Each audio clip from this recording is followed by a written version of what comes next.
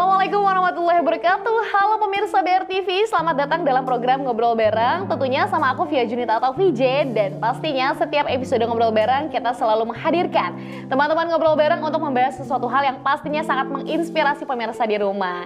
Kali ini lagi-lagi kita kehadiran anak muda yang pastinya ini sangat luar biasa sekali. Langsung aja ini dia.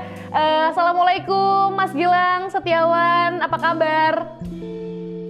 Halo, waalaikumsalam Kak VJ. Alhamdulillah luar biasa, sehat. Waduh, luar biasa.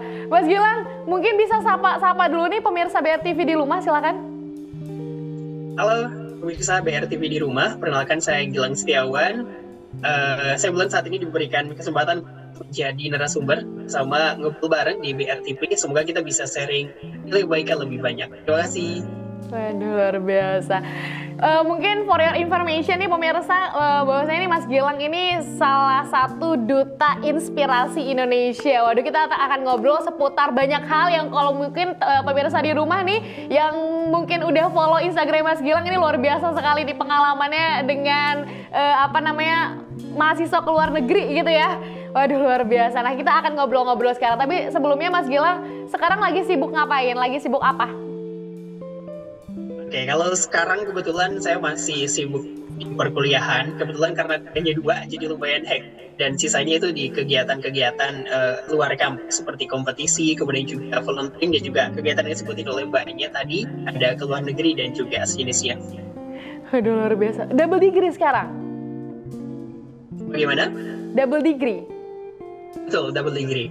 Waduh, apa S1 atau S2 atau apa? Kebetulan dua-duanya di S1, Kak. Waduh, luar biasa. Ambil jurusan apa? Untuk yang satu jurusan pendidikan agama Islam, yang satunya jurusan pendidikan fisika. Di mana tuh? Kalau boleh tahu. Yang satu di UIN Sunan Gunung Jati di Bandung, yang satunya di Universitas 11 Maret, Surakarta. Ini luar biasa loh, double degree, dua-duanya universitas besar.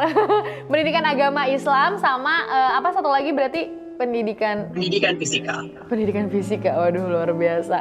Tapi ini kalau boleh tahu kamu umurnya berapa tahun sih? Sekarang kebetulan di usia 23 tahun, Kak PJ. Waduh, 23, kita hampir seumuran ya, 23 tahun ini. Tapi waduh, luar biasa, ini sekaligus. Berarti sekarang semester berapa? Semester akhir ya? Untuk yang pendidikan agama Islam sudah di semester akhir, untuk yang pendidikan fisika sekarang di semester ke-6. Aduh, waduh mantap. Keren banget loh ini menjalankan pendidikan di dua jurusan yang berbeda, universitas yang berbeda. Tapi aku pengen tahu itu apa yang melatar belakangi kamu sampai pada akhirnya ngambil 2 jurusan sekaligus. Itu satu jurusan aja kadang suka pusing gitu mikirin tugasnya. Ini 2 sekaligus. Apa yang melatar belakanginya? Sebenarnya karena dendam pribadi Kak PJ. Jadi dulu saya kan lulus SMA 2018 dan kebetulan waktu itu saya seluruh seleksi untuk masuk PTN dan belum berkesempatan untuk masuk di PTN. Jadi akhirnya di tahun depannya 2019 saya ikut seleksi dari mulai masuk seleksi buat SBMPTN, kemudian juga ada UMPTN, kalau masuk UIN itu saya ikuti semuanya. 2019 saya dapat. Lalu waktu itu dapat 2 juga, yaitu di UIN Bandung, PAI yang sekarang diambil, dan juga di pendidikan bahasa Jepang di Universitas Pendidikan Indonesia. Itu lewat jalur SBMPTN. Cuman karena satu dan lain hal, akhirnya 2019 saya ambil yang PAI lah. Gitu. Saya jalani 1 tahun. Berikutnya kebetulan masih punya kesempatan buat masuk di PTN. Karena masih merasa dendam dengan diri sendiri, saya coba lagi. Waktu itu ikut UTBK. Dan akhirnya dapat jurusan pendidikan fisika Universitas 11 Maret yang juga sekarang diambil.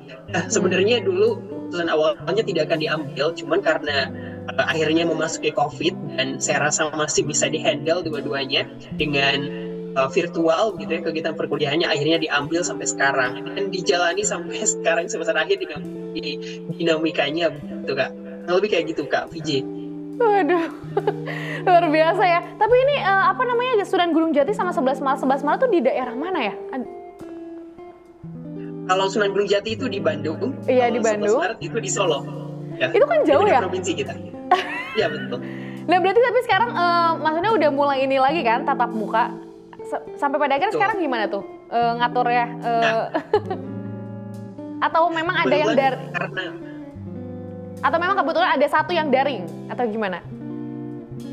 Oh iya, kebetulan kalau yang PAI itu kan sudah masuk di semester akhir, jadi cuman hanya satu matkul dan kita hanya deskripsi saja, dan itu pun bimbingan kita nggak ada waktu yang memang tentu harus di hari itu gitu, jadi fleksibel.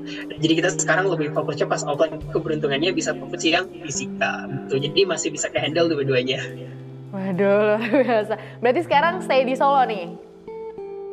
Kebetulan sekarang hari ini lagi di Bandung, baru banget nyampe Bandung hari ini. Tapi sebelumnya berarti di Solo ya? Betul, sebelumnya di Solo. Aduh, luar biasa. Tapi kalau misalkan secara passionate, kamu tuh lebih mencondong ke jurusan apa sih? Sebenarnya sama sih Kak, saya lebih senang di hitung-hitungan kayak fisika, matematika. Makanya ketika 1 tahun 19 ngambil TPA itu kayak ada yang hilang gitu kan. SMA saya suka IPA, jurusan IPA juga. Akhirnya 2020 saya coba lagi dan ambil fisika. Jadi tidak ada passionate ini hilang gitu untuk di eksakta ini. Tapi jadi akhirnya ngejalanin ya ya udah tanggung juga ya, PAI juga udah akhir semester, udah enak juga gitu kan. Sampai pada sekarang juga ngejalanin jurusan yang memang passionate di bidang fisika itu. Nah oke, kita nih ngomongin soal sekarang kamu menjadi Duta Inspirasi Indonesia dari Kementerian Olahraga ya, Pemuda dan Olahraga. Waduh, nah ini gimana ceritanya sampai pada akhirnya bisa jadi Duta Inspirasi Indonesia itu gimana tuh? Aduh, ini sebenarnya ceritanya cukup panjang juga. Jadi dulu itu pertama kali lihat Duta Inspirasi Indonesia itu adalah di batch 1 malah, 1, 2, dan 3. Dan saya itu kebetulan masuk Duta Inspirasi Indonesia itu di batch keempat, itu di tahun 2022 tepatnya, 2022 awal. Sebenarnya dulu batch 1, 2, dan 3 itu udah punya gitu, pengen masuk Duta Inspirasi dengan berbagai privilege-nya, dengan berbagai kegiatan yang kita lihat secara virtual, itu masih virtual karena kita masih COVID, itu menarik sekali gitu ya, baik skala nasional ataupun internasional. Akhirnya di batch keempatnya itu waktu itu awal tahun 2022 saya coba daftar karena kebetulan udah tidak terikat dengan kegiatan sebelumnya. Jadi sebenarnya udah pengen daftar, cuman karena masih terikat dengan kegiatan sebelumnya, akhirnya memutuskan udahlah mending dulu nanti daftar di batch selanjutnya. Di batch keempat saya coba daftar dan akhirnya diberikan kesempatan, dan tepat banget batch keempat itu saya kebetulan kan regional di Jawa Barat dan saya tuh pegang provinsi Jawa Barat. Cuman karena ada satu provinsi yang kosong waktu itu, Kalimantan Utara, akhirnya saya megang provinsi Kalimantan Utara di luar nalar yang sebenarnya saya nggak tahu Kalimantan Utara itu seperti apa gitu. Akhirnya selama 3 bulan, karena Inspirasi itu dia punya waktu 3 bulan untuk pengabdian, jalani dan banyak hal yang ditemukan. Punya privilege juga banyak sekali ditemukan selama 3 bulan ini, apalagi memegang provinsi yang bukan dari latar belakang saya gitu, Kalimantan Utara. Nah, seperti itulah Kak jalanannya sampai akhirnya sampai sekarang dijalani, banyak mendapatkan kesempatan di berbagai kegiatannya di Duta Inspirasi Indonesia. Berarti ini tahun ini ya Duta Inspirasi Indonesia tuh ya, tahun 2022-2023? Betul. Kalau Duta Inspirasi Indonesia itu kita sistemnya 3 bulan sekali Kak. Di setiap angkatan yang masuk menjabatnya itu adalah 3 bulan sekali, dan jadi kalau udah 3 bulan kita masuk di batch selanjutnya. Dan saya kebetulan di batch keempat di tahun 2022 dari Januari sampai Maret Kak, kurang lebih waktunya kemarin itu. Oh, sampai kemarin berarti?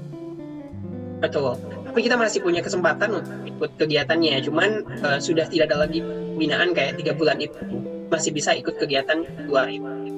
Tapi itu luar biasa sih kesempatan yang 3 bulan dengan menjadi menyandang gelar Duta Inspirasi Indonesia gitu kan. Ini suatu hal yang sangat menjadi kebanggaan pastinya ya, yang menginspirasi pemirsa di rumah khususnya anak-anak muda. Nah tapi ini kalau ngomongin soal Duta Inspirasi Indonesia, nah itu dedikasi kamu apa sih atau program apa yang dijalankan selama 3 bulan kemarin tuh?